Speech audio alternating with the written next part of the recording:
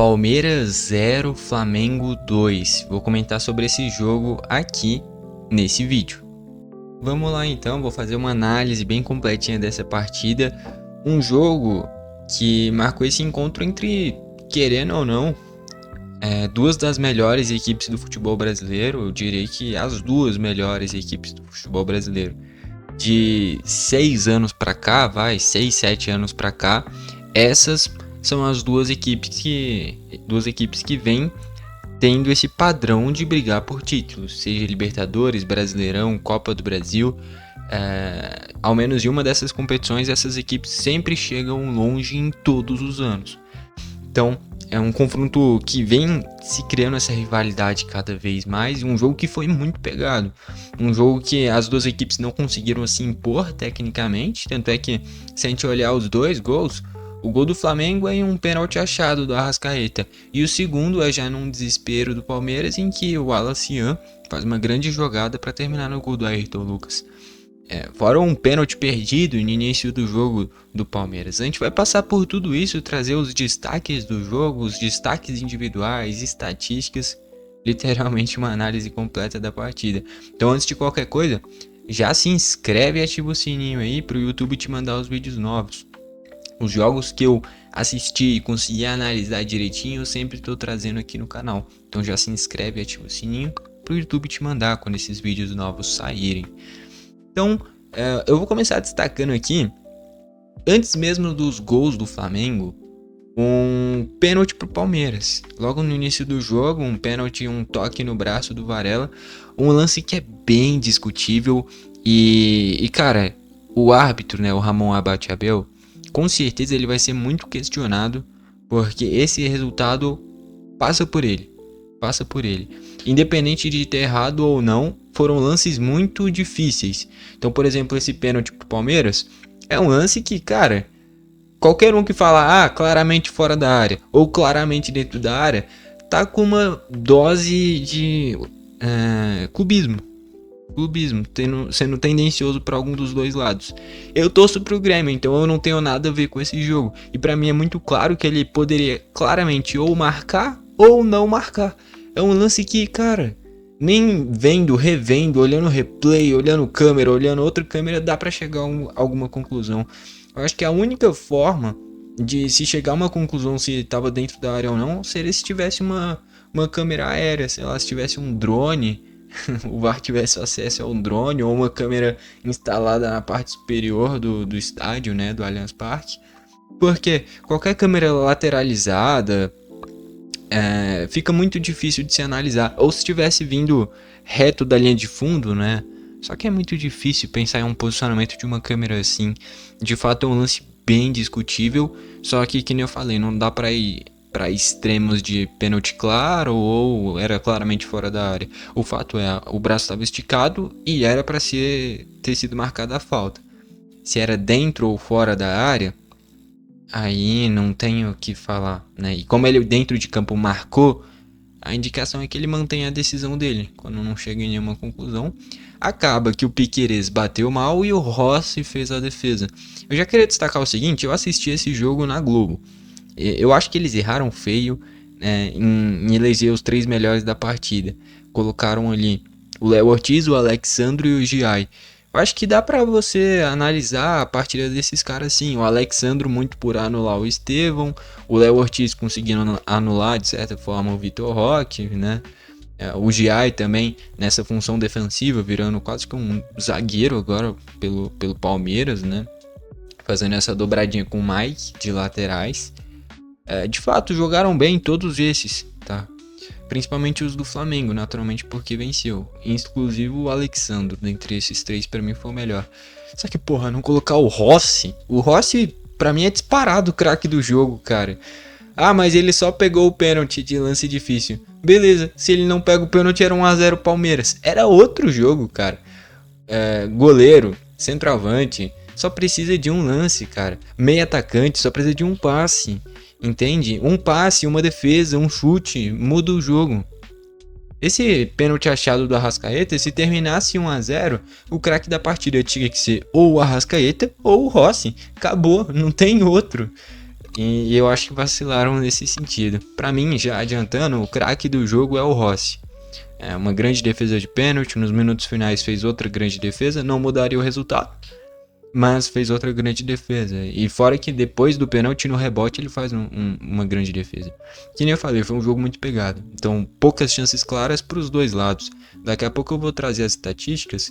Se cada equipe deu 3 chutes a gol, é muito, tá? Criaram um pouco, não foi um jogo bem brigado. Duas equipes que hoje não possuem um futebol vistoso. Esse time do Flamengo é um time muito efetivo e um time que aproveita muito bem as oportunidades. Eu diria que, dos últimos tempos, esse é o Flamengo mais simpático. Esse é o Flamengo que é o único que eu consigo olhar e falar: caramba, que bacana, venceu. É o único. Pode pegar do Domenech, pode pegar do Vitor Pereira, pode pegar do Jorge Jesus, do Abel Braga, qualquer um, do Renato. Eu não conseguia simpatizar com o Flamengo. E ainda não consigo, eu não gosto do Flamengo. Assim como eu não gosto do Palmeiras, mas do Flamengo, eu confesso que eu torço pro Grêmio. Eu gosto menos do Flamengo do que do Inter, né? Essa é a verdade. Eu não vou falar que eu odeio o Flamengo, que eu odeio o Inter, porque eu não odeio nenhuma equipe. Eu torço pro Grêmio, dane-se o resto. Mas eu tô sempre pro Grêmio pensar grande, só que acaba que é uma rivalidade tão grande o Grenal, que acaba que se contenta com o mediano e fica sempre se preocupando em ver o adversário tá lá embaixo, sendo que a mentalidade tinha que ser outra. E já adiantando, no meu ponto de vista, esse momento atual do Flamengo, né, de um tempinho pra cá, que se tornou talvez a melhor equipe do Brasil nos últimos 10 anos, é quando largou a rivalidade com o Botafogo, com o Vasco, com o Fluminense e se colocou como o melhorzão. Pode ser que não seja, mas só de ter essa mentalidade de achar que é o melhor time, vai se tornando, né? É só olhar a mentalidade do Cristiano Ronaldo, por exemplo. Tecnicamente ele é de longe, tá longe de ser um dos melhores jogadores do mundo. Só que a mentalidade e o esforço dele tornou ele um dos maiores jogadores da história. Então essa mentalidade tem que ter. Por mais que seja algo arrogante, principalmente grande parte da torcida do Flamengo, pode até ter torcedor flamenguista aí me assistindo, mas se for analisar racionalmente, grande parte da torcida do Flamengo é arrogante, não liga para nenhuma das outras equipes, não pensa como é que as outras equipes estão, só olham pro Flamengo e falam: o Flamengo tem que ser o melhor. Se o Flamengo ganhar jogando mal, já tá errado, entende? Então é uma cobrança lá em cima que o time vai subindo, não tem como. Mesmo em momentos ruins, esse ruim é melhor que a grande maioria dos outros clubes. Justamente por ter uma exigência tão alta, né? Enfim, mas que nem eu tava falando, esse é um Flamengo simpático, por incrível que pareça, com o Felipe Luiz, dando oportunidade para moleques da base, como foi o Wallace Ian. Enfim, o fato é esse. Pra mim é um Flamengo mais simpático nesses últimos tempos, desde a chegada do Felipe Luiz. Enfim, o Arrascaeta cava um pênalti discutível, mas que pra mim é pênalti. Na minha visão, o Ramon Abate-Abel acertou nos dois lances. E de novo, que nem eu falei, eu torço pro Grêmio.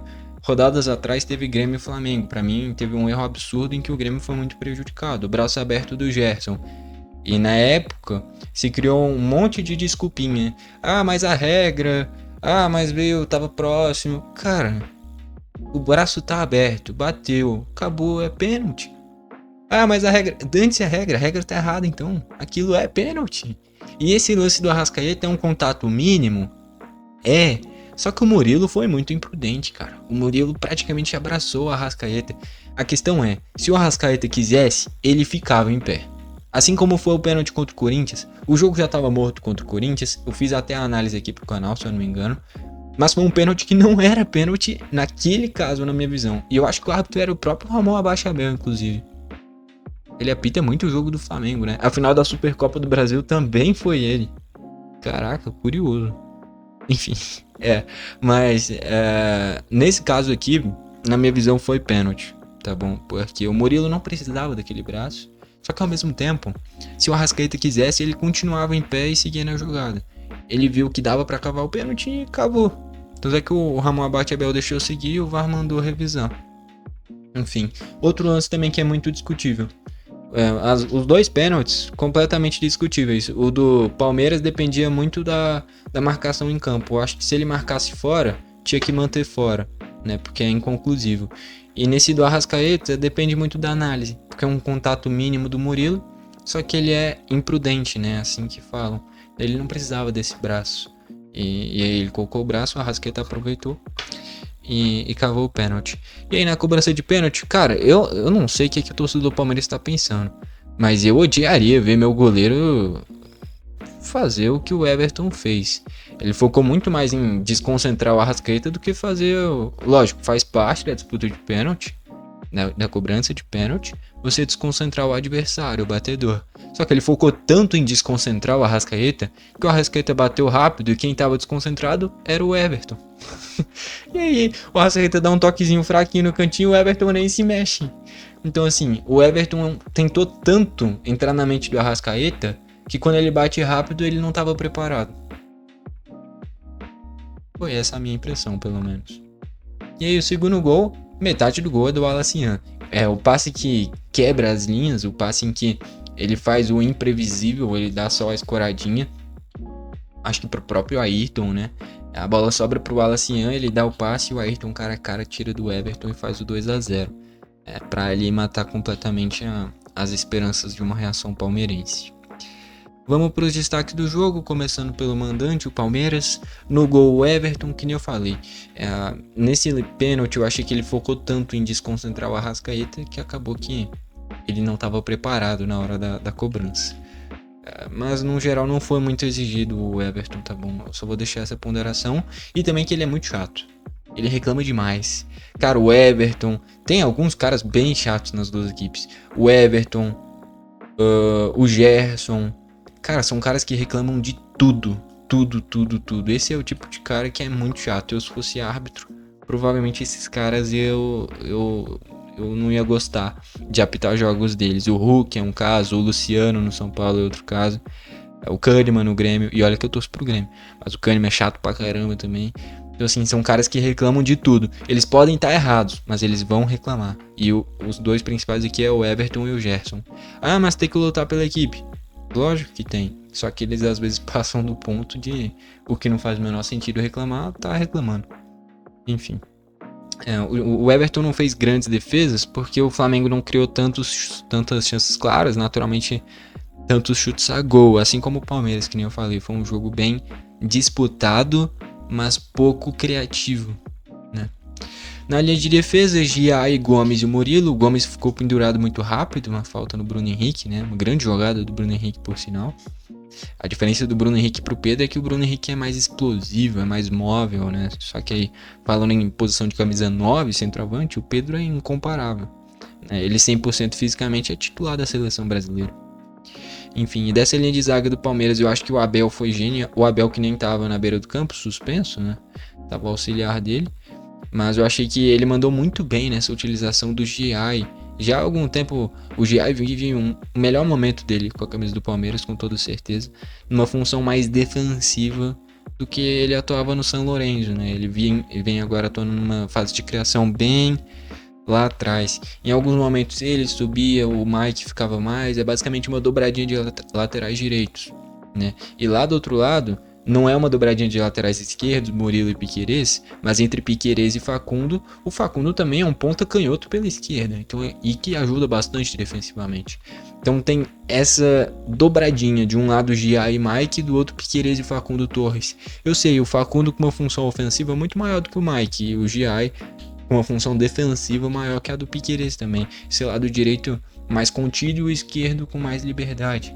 Naturalmente porque já tem o Estevão também caindo muito pro lado direito.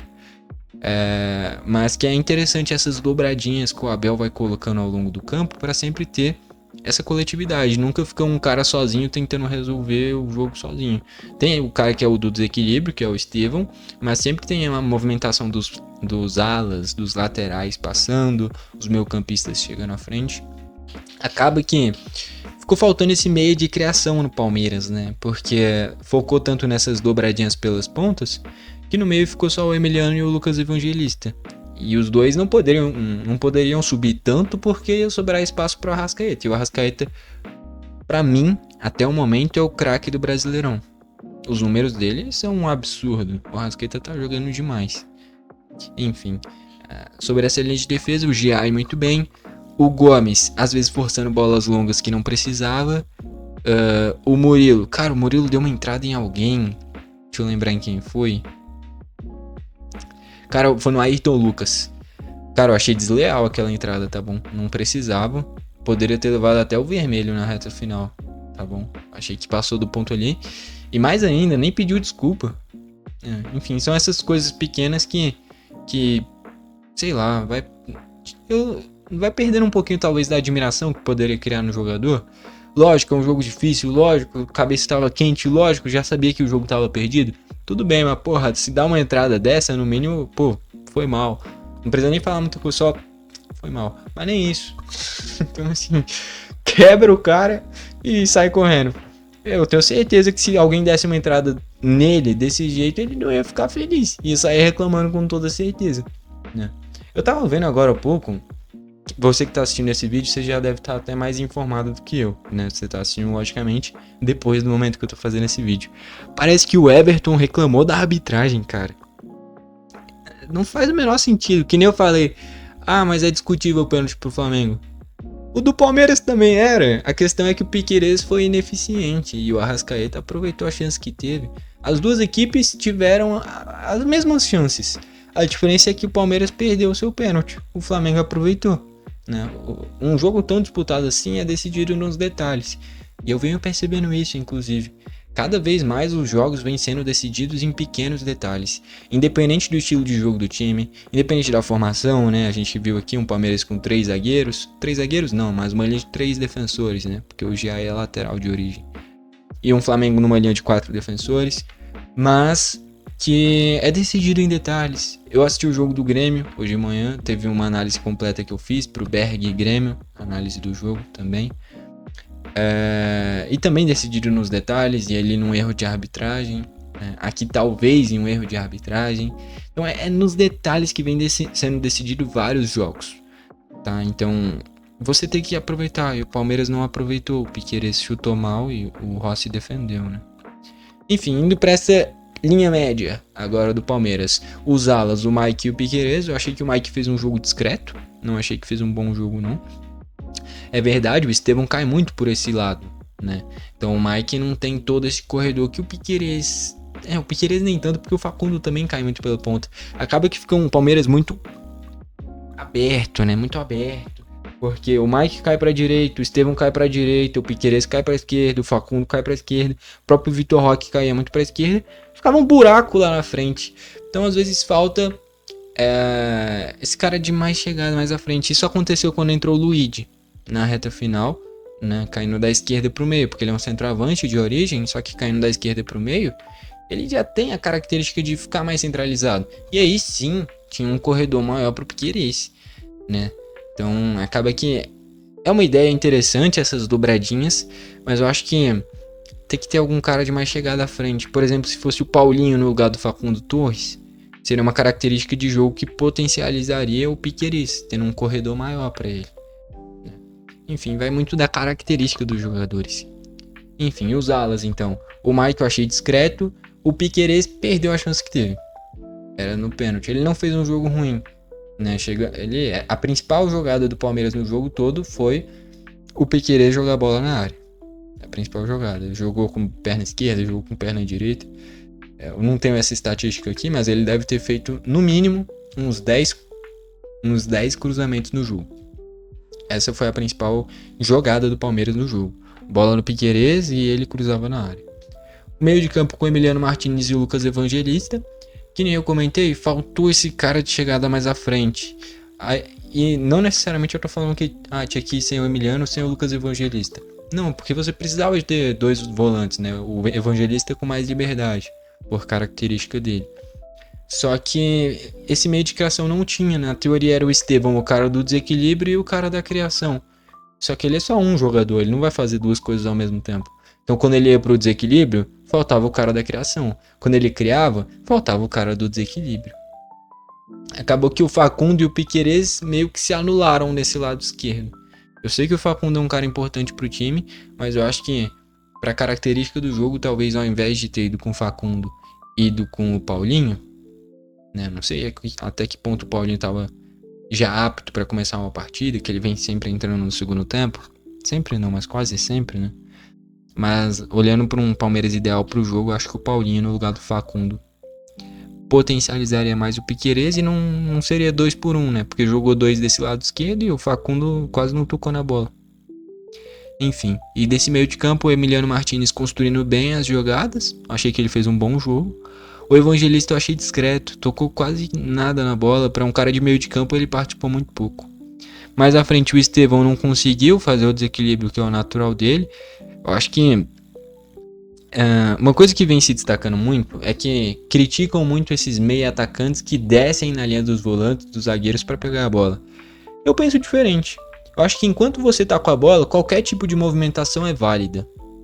Mesmo que o centroavante venha trocar passes com o zagueiro, se você continuar com a bola, vai dar tempo dele chegar lá na frente. Então assim, eu acho que faltava mais o Estevão buscar essa bola atrás. Se ele não estava recebendo próximo da área, não estava chegando nessa zona de perigo, vem buscar, entende? Só que eu entendo que muita gente critica isso. Fala que tem que ficar mais posicionado próximo da área. Beleza. Só que se você não recebe a bola, você tem que vir buscar. Porque senão você vai passar fome, né? Essa é a expressão que utiliza para esses jogadores de frente. Então, por exemplo, Brasil e Croácia, aquele é até ruim lembrar desse jogo, né?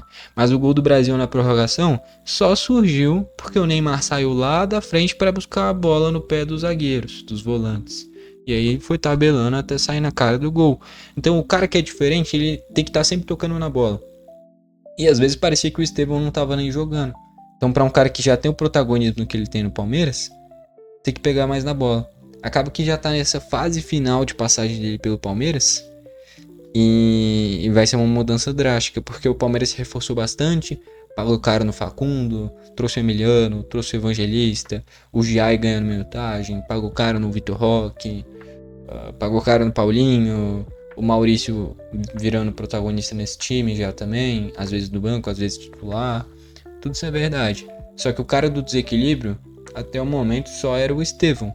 Só é o Estevão. Quando ele sair, acho que o Palmeiras vai sentir um baque de... o jogo tá difícil, toca nesse cara pra resolver. Vai tocar em quem agora? Poderia ser o Vitor Roque, mas ainda não engrenou. Poderia ser o Paulinho, mas não tá inteiro fisicamente ainda, né? Não começou o jogo. Então, eu acho que quando o Paulinho estiver melhor fisicamente, ele vai ser esse cara. Só que ele não tá 100% fisicamente ainda, né? Então, sobre o Estevão, acho que faltou vir buscar mais essa bola nesses caras de trás. O Facundo, que nem eu falei, a utilização dele meio que se anulou com o Piquerez. 2 caras canhotos pela esquerda, o Piquerez já chegava muito na linha de fundo, o Facundo caía pro meio. O Facundo não tem a melhor finalização do mundo.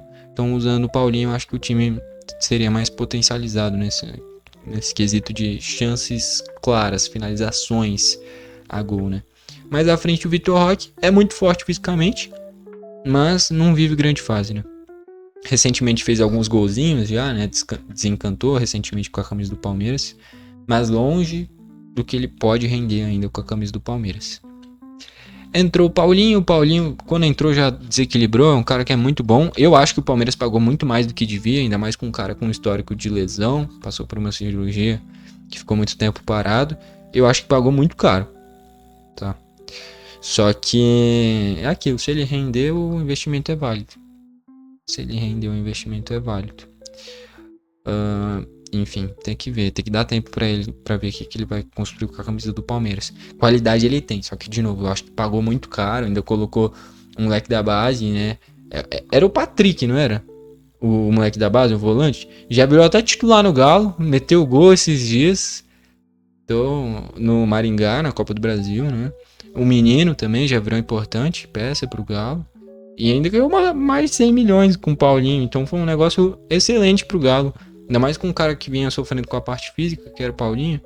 O Paulinho é bom, mas tudo isso que foi pago, ainda mais pra um cara que ia passar por cirurgia, eu acho que pagou muito mais do que devia. Essa janela no geral do Palmeiras, cara, foi muito cara, né? Vitor Roque e Paulinho, só nesses dois, tá maluco, cara. 200 milhões por baixo, só em Vitor Roque e Paulinho. Enfim, entrou o Maurício, criou uma boa jogada, só que ele finalizou cruzado pra fora, né? Entrou o Veiga também, e acaba que Maurício e Veiga se anulam também. Meio-campista canhoto, são características quase que iguais. Então você ganha na criação, só que fica meio que previsível. Do jeito que você marca o Maurício, você pode marcar o Veiga. Características quase que iguais. O Luigi, eu achei interessante essa entrada dele pela esquerda para o meio, só que eu achei que faltou personalidade, tá bom? Ele pegou a bola várias vezes, ele foi acionado várias vezes, e a todo momento, ao invés de ir pro desequilíbrio, ir pro drible, tocava para trás. Passou a lateral, tocava todas.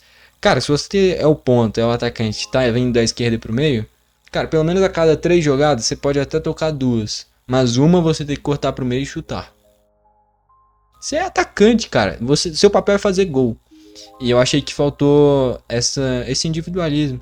Que nem eu falei, o Flamengo chegou no patamar que chegou pela arrogância. Muita gente trata isso como coisa ruim. Só que quando a gente tá falando de futebol, você tem que se colocar como se você fosse o melhor. E todos tem que pensar assim. Eu acho que faltou essa ambição de fazer o gol pro Luiz. Porque ele pegou a bola, teve liberdade em vários momentos. Mas ao invés de arriscar um pouquinho, arriscar um drible e uma finalização, ele fazia o básico do básico. Tá? E quem faz o básico do básico, ainda mais sendo um atacante, tem que estar em um time muito encaixado no jogo, porque senão vai ser o comum. Por exemplo, o Miller foi o primeiro cara que veio na minha cabeça. É um cara comum, só que é um cara que se posiciona bem e sempre esteve em equipes encaixadas. Seleção alemã, Bayern de Munique. Então o cara virou ídolo. O Tassiano num Bahia encaixado jogava muito. Foi para um Santos bagunçado, já tá sendo criticado. Entendeu? Então assim, tem que fazer o diferente. Se você faz o igual, você tem que estar num conjunto muito bem encaixado, num jogo muito bom. O jogo do Palmeiras não foi bom. Então se o Luigi fizesse o básico, não ia resultar em nada. Foi o que aconteceu. E aí a hora dele fazer o diferente. E não foi o que foi feito. Entrou também o Flaco Lopes. Cara, o Flaco Lopes é aquele atacante que ele não é ruim. Só que ele também não é bom. Ele é um atacante mediano. Não tem muito o que falar. Mediano. Então, o chute de direita dele, que ele deu próximo do gol, foi uma coisa horrível. Enfim. Indo pro lado do Flamengo agora, no gol o Rossi. Craque do jogo, na minha visão. Cara, o Rossi, na minha visão, tem que ser o reserva imediato do Dibu Martínez na seleção argentina. Tá? E o Dibu só é titular porque com a camisa da Argentina ele vira talvez o melhor goleiro do mundo por seleção. Eu não vou falar por clube porque não Aston Villa. Hoje mesmo, nesse domingo, ele foi expulso contra o United. Mas pelo Flamengo, cara, o Rossi é espetacular. Talvez seja o melhor goleiro do futebol brasileiro. Porque é um cara que defende muito, tem uma média de pênaltis defendidos espetacular, sai jogando muito bem, tem muita qualidade com os pés. É catimbeiro. Argentino, porra. Então, cara, o Rossi pega um absurdo, tanto é que ele toma o cartão amarelo dele pra atrasar a cobrança de pênalti.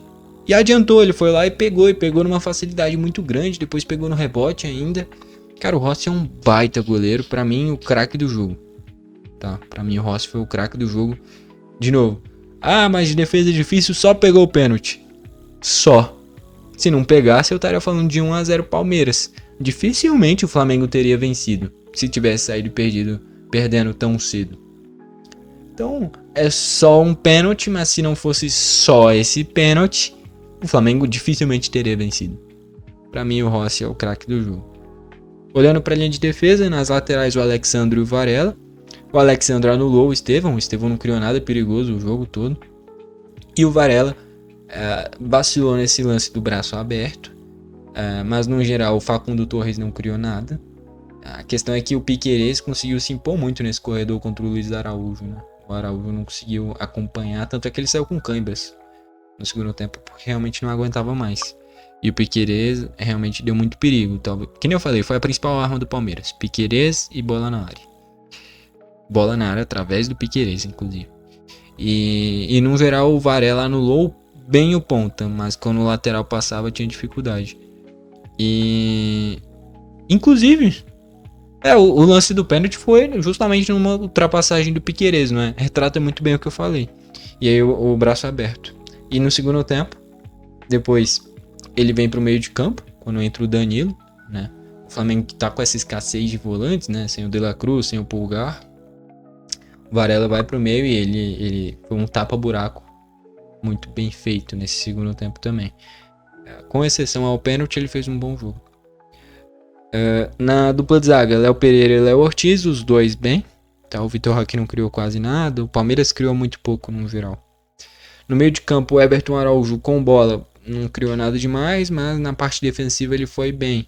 Mas ele ficou meio que sem função, porque ele marca de preferência o camisa 10 do adversário, o cara que ia chegar para ser o desequilíbrio. E não tinha esse cara no Palmeiras. Que nem eu falei, era o Estevão que fazia isso, só que ao mesmo tempo ele caía para a ponta. Então muitas vezes ficou um buraco e o Everton Araújo ficou meio que sem função ali, né? Depois que entra o Veiga e o Maurício, aí sim o Everton Araújo ganha um cara para ele marcar. Enfim. E o Gerson saiu sentindo, né, cara? Preocupante pro Flamengo, porque ele ano passado para mim foi o melhor jogador do Flamengo.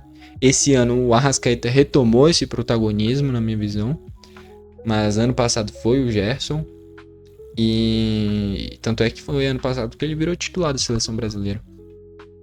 Sendo que ano passado ele jogava de meia direita e foi titular pela seleção de segundo volante, de tão bem que ele ia nas duas funções. E dessa vez jogando de segundo volante, justamente pela carência de opções. Tá sem os dois titulares da posição, né, que é o Pulgar e o De La Cruz. Então o Gerson jogou mais recuado dessa vez e foi muito bem no momento que esteve em campo, né? Machucado. Muito bem é exagero, foi bem, foi regular, tá? Mas que nem eu falei, ele é chato pra caramba. Ele e o Everton reclamam de tudo. E aí, nessa linha mais avançada, o Cebolinha discreto, não criou quase nada. O Luiz Araújo, foi ele que deu o passo para Arrascaeta quando ele sofreu o pênalti. E essa mudança, talvez de propósito, ou talvez por escassez de opções, de usar o Gerson na função original dele, que é de segundo volante, fez o Flamengo usar o Cebolinha e o Luiz Araújo. Ou seja, dois caras de velocidade, de contra-ataque. Coisa que o Flamengo normalmente, no time ideal, não tem. Porque é Pulgar, De La Cruz e Arrascaeta, o Gerson aberto pela direita. O Gerson não é um ponta. O Gerson é um meia de criação vindo da direita para o meio. Com o Luiz Araújo, você tem um ponta. Se der espaço, ele vai chutar. Se der espaço, ele vai para o drible. São características diferentes. Para um jogo de contra-ataque, que o Flamengo nem precisou disso. Só usou no segundo gol para matar o jogo. O Luiz Araújo e o Cebolinha aberto seria espetacular. Acaba que nem precisou porque o Flamengo conseguiu controlar bem o jogo, ter bastante a bola também, né? Tanto é que eu vou trazer as estatísticas aqui. Deve ter ficado bem equilibrado. Se o Palmeiras teve mais foi por causa da pressão final. Mas ao longo do jogo, enquanto esteve 0-0, o Flamengo teve mais a bola. E mais à frente o Bruno Henrique não apareceu tanto. O único lance de destaque foi quando ele cavou o amarelo do Gustavo Gomes. Mas centralizado ele é bem móvel, ele é muito rápido, né? Entrou o Ayrton Lucas aberto como um ponta ali no lugar do Cebolinha. E primeiro tinha entrado o Michael, né? E aí ficou o Luiz Araújo na direita e o Michael na esquerda. Depois que o Luiz Araújo sai, o Michael vai para a direita e o Ayrton Lucas entra pela esquerda. E o Ayrton entrou muito bem. E o Ayrton sempre foi um lateral esquerdo muito ofensivo. Tanto é que as críticas para ele no ano passado era quase tudo na parte defensiva, que ele tomava bola nas costas, tomava gol em que ele falhava. Ele entrando de ponta, ele não tem essa função defensiva, porque ali já tem o Alexandro, e o Alexandro é um lateral que defende muito melhor que o Ayrton Lucas. Do meio para frente o Ayrton Lucas é melhor, do meio para trás o Alexandro é melhor. Usando os dois, você tem dois laterais de ponta, dois laterais de nível seleção brasileira. É realmente um Flamengo que tem laterais muito fortes, né? Tem dois laterais de nível seleção brasileira, um de seleção uruguaia e outro de seleção brasileira, que é o Wesley, né? Que não estava aqui também. Então, o Flamengo, nos 4 laterais que tem, os dois principais dos dois lados, são laterais de seleção brasileira. Impressionante, né? Enfim. Aí agora o Pedro. Cara, o Pedro ainda não tá 100% fisicamente, né? Mas fora o Danilo, outro de seleção brasileira pra lateral direita. Cara, o Flamengo tem 3 laterais de seleção pra lateral direita e 2 de seleção pra lateral esquerda também. Cara, o Flamengo é um esculacho, cara. Tá louco, um elenco absurdo. Enfim, o Pedro ainda não tá 100% fisicamente, mas quando entra, os domínios que ele faz, quase nenhum centroavante no mundo consegue fazer. Realmente ele é bem acima da média. O Danilo, entrou nessa lateral direita fazendo com que o Varela fosse pro meio, né? Na ausência ali do Gerson. O Michael entrou mais à frente no lugar do Cebolinha e depois foi para a ponta direita. O Michael com um comprometimento defensivo bem grande. E o Alan Cian eu fiquei surpreso, porque o Alan Cian não entrou como uma referência. Ele entrou na função do Arrascaeta, para ser um segundo atacante. E o Alan Cian normalmente joga mais centralizado lá na frente, né? Então ele entrou como um segundo atacante. E entrou muito bem, deu assistência. Era para ter sido expulso. Ali o Ramon Abate-Abel errou na minha visão. Que ele toma um amarelo primeiro, né? E depois em um lance que ele deixa o braço no rosto do Piquerez, que resulta inclusive no cartão do Piquerez.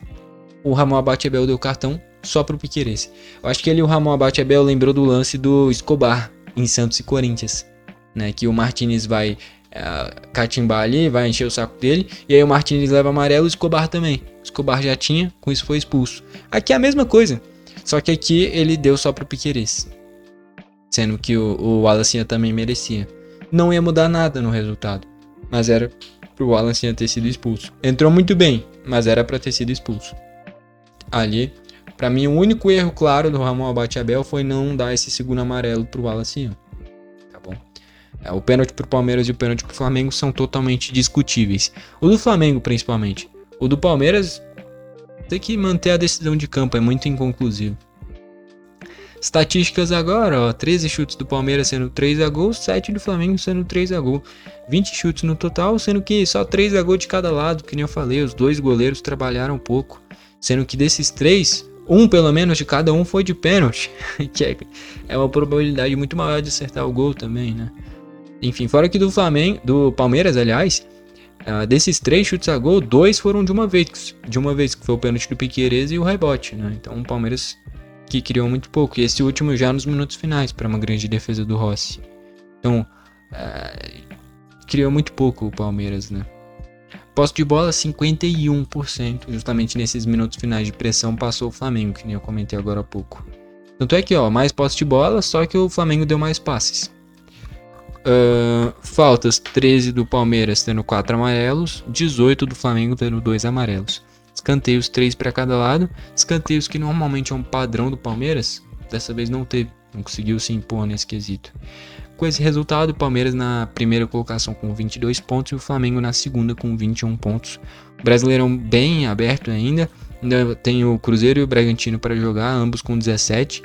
Daqui a pouco tem Cruzeiro e Fortaleza, quando você assistir esse vídeo já deve estar acontecendo esse jogo, talvez já tenha até terminado. O Cruzeiro lá no Ceará. É um jogo difícil, só que o momento do Cruzeiro é bom. Não duvido nada ir lá e vencer. Tá bom. Que nem eu falei, 2 das melhores equipes do Brasil nesses últimos 10 anos, talvez. 10 é... 10 dá pra falar que as duas sempre estão brigando por títulos, né? Acho que lá pra 2015 e 2016 o Flamengo já tava naquela final de Copa do Brasil, que o Thiago Neves escorrega, né? Contra o Cruzeiro, isso daí.